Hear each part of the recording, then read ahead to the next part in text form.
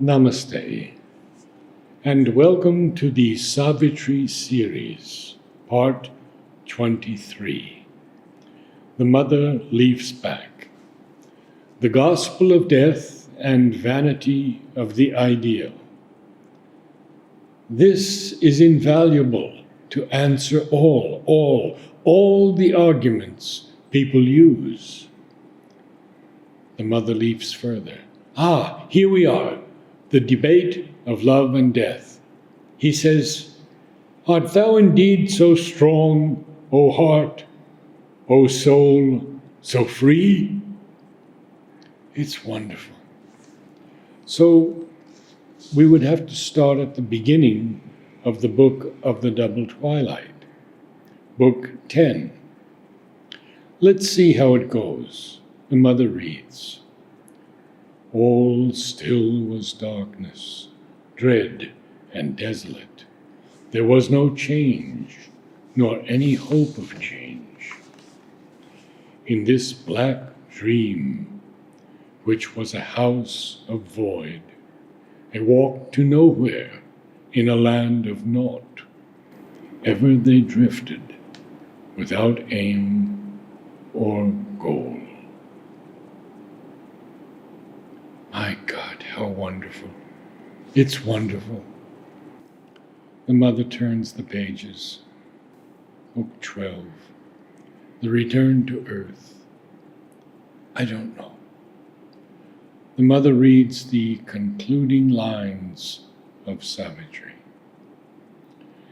Night, splendid with the moon dreaming in heaven, in silver peace, possessed her luminous reign. She brooded through her stillness on a thought, deep guarded by her mystic folds of light, and in her bosom nursed a greater dawn. It heralds the Supermind, but I had a feeling he hadn't completed his revision. When I read this, I felt it wasn't the end, just as when I read the last chapter of the Yoga of Self-Perfection, the synthesis of yoga, I felt it was unfinished. He left it unfinished, and he said so. He said, "No, I will not go down to this mental level anymore." But in Savitri's case, I didn't look after Savitri. I read Savitri 2 years ago. I had never read it before, and I am so glad because I read it at the time I could understand it. Let's see.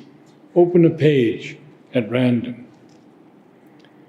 In the passion of its solitary dream, it lay, the heart of the king, like a closed, soundless oratory, where sleeps a consecrated argent floor, lit by a single and untrembling ray, and an invisible presence kneels in prayer. Pretty lovely. Oh, it's good. Let me go back a little. In the luminous stillness of its mute appeal, it looked up to the heights it could not see. It yearned from the longing depths it could not leave. In the center of its vast and fateful trance, halfway between its free and fallen selves, interceding twixt God's day and the mortal night, accepting worship as its single law, accepting bliss as the sole cause of things, refusing the austere joy which none can share, refusing the calm that lives for calm alone. To her it turned, for whom it willed to be. In the passion of its solitary dream, it lay like a closed, soundless oratory, where sleeps a consecrated argent floor, lit by a single and untrembling ray, and an invisible presence kneels in prayer. On some deep breast of liberating peace, all else was satisfied with quietude. This only knew there was a truth beyond. All other parts were dumb in centered sleep, consenting to the slow, deliberate power which tolerates the world's error and its grief, consenting to the cosmic long delay, timelessly waiting through the patient years, her coming they had asked for earth and men. This was the fiery point that called her now. Extinction could not quench that lonely fire. Its seeing filled the blank of mind and will. Thought dead, its changeless force abode and grew. Mother says, I can't see clearly anymore, but I know what this is about. It's when the king, in Savitri, the king represents the human aspiration to discover the earth's secret beyond all already explored spiritual knowledge, makes his last surrender to the Universal Mother. He annuls himself before the Universal Mother, and she gives him the mission he must fulfill. His seeing filled the blank of mind and will.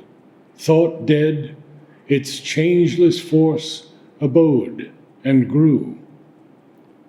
Armed with the intuition of a bliss, to which some moved tranquility was the key, it persevered through life's huge emptiness, amid the blank denials of the world.